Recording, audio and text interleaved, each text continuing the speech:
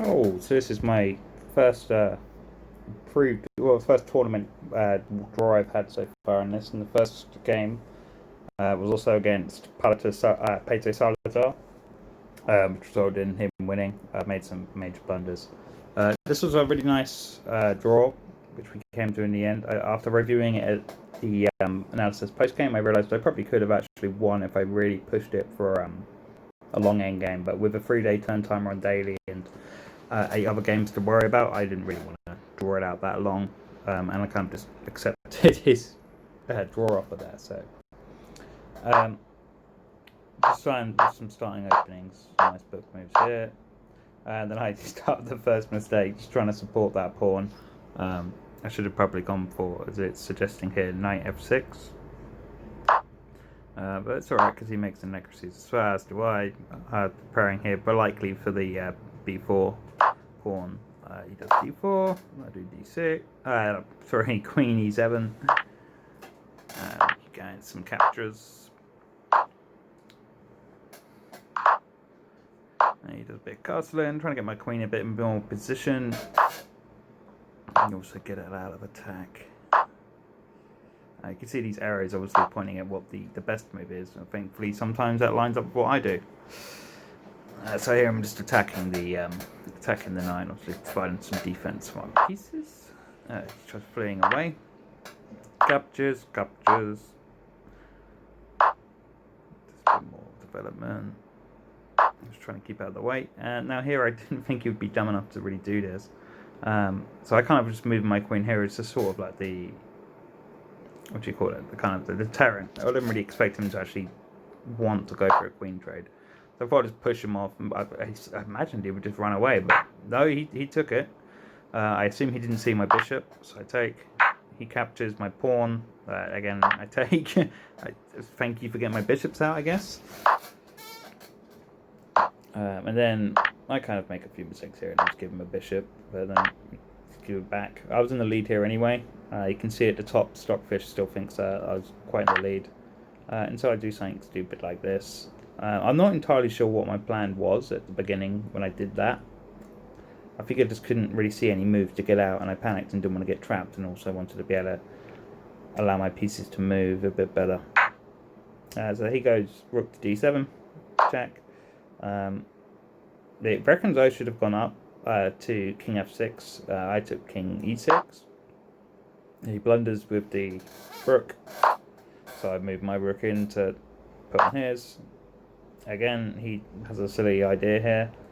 He should have just probably traded or taken, as it says here, he could have had a free pawn and escaped. But nope, he pushes him for a pawn advance. I'm not entirely sure why. I think he was worried about my king taking the knight.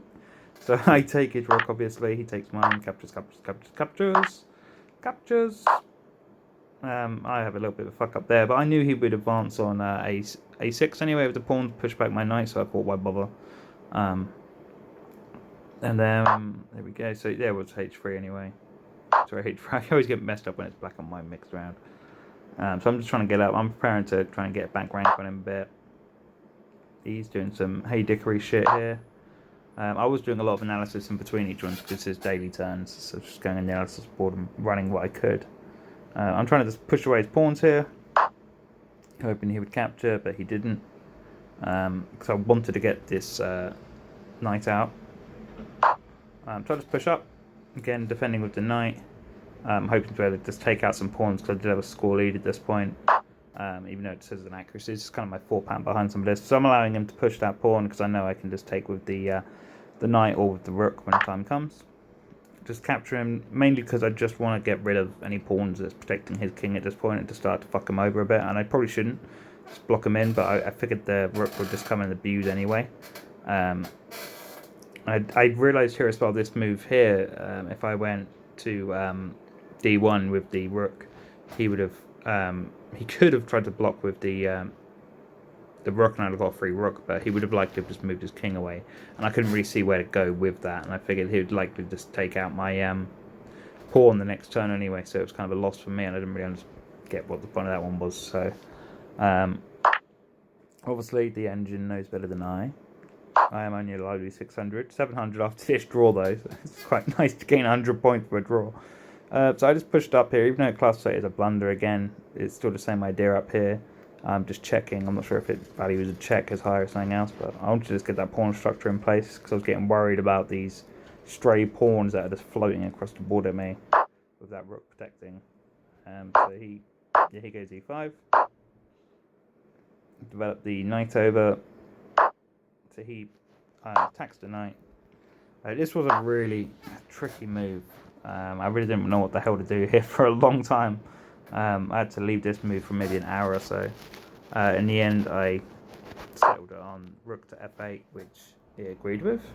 The idea being you protect your knight, and then if it takes the knight, you can take with the bishop, and take with the rook, and then take the next pawn if he doesn't protect that too. Which is what happened. So captures.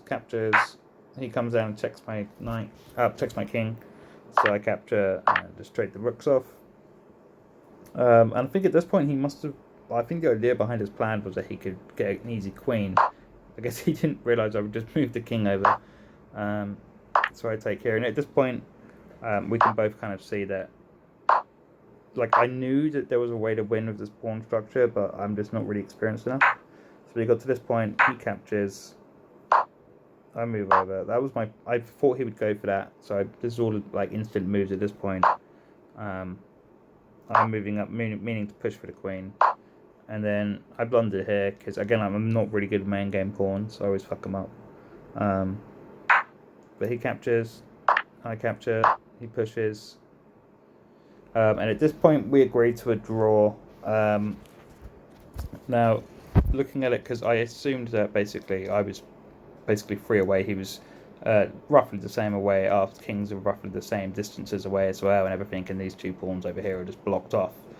After analysing the game, I realised what I could have done was capture, and then he would have likely gone to try and defend this pawn off. I block the pawn. He comes up to block. I push up. He's going to have a move. I push up. You can go up, but I'm going to push up, then he has to basically run away, because otherwise I'm going to get a queen on him. Actually, could he have... If he went in the corner, actually, I could have still done that, and then his king was actually trapped, and he would have had to push a pawn, and then if I moved here, I would have been in real big trouble, because I could have stalemated myself, so I would have had to have given up the pawn, I think. So I don't think there's anything I could have done. Otherwise, he would have gone like this. And then at this point, there's nothing either of us can he can really do. There's no legal moves left for him, and it's stalemate. So it would have been a draw anyway.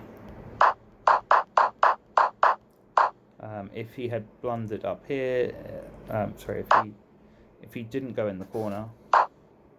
If he didn't go down, if he went here, I could have gone with this, and he would have had to flee.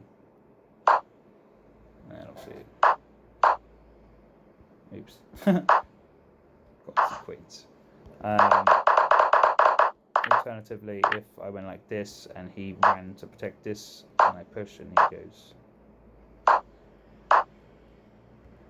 Okay, clear. That's the way I thought, but I figured he was going to go like this, and obviously just block the. Oops. And just force a stalemate, basically. I could go like that, and then he would have to go like that. And then I've got basically just as many moves, where if I move, he can come down. I can't get to it in time, he captures. We're both at just a position of just nothing, and then we can both run.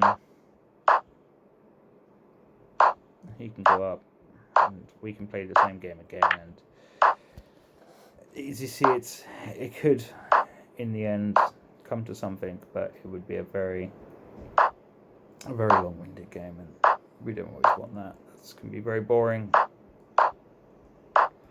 And there's probably people out there that can look at that this ending position and find a win from this, from theoretical best moves and all that sort of shit, but it's not me.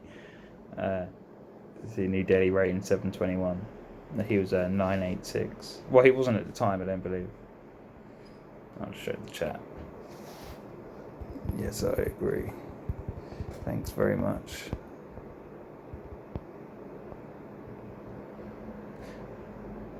Good man.